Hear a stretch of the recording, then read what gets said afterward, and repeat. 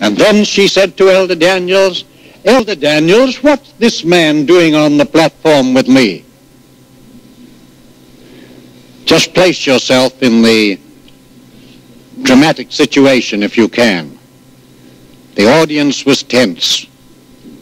Silence everywhere. You could hear a pin drop almost.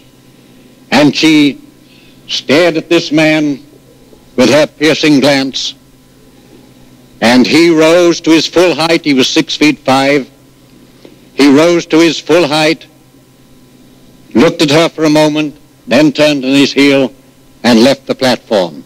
Then she turned round and proceeded with her address. I never forget the feeling that passed through that audience. She spoke for 2 hours, as she frequently did, a wonderful, wonderful sermon. Then she revealed to the brethren that that man, who was then editor of the Australasian Bible Echo, which is now the Signs of the Times, that man was a spiritualistic medium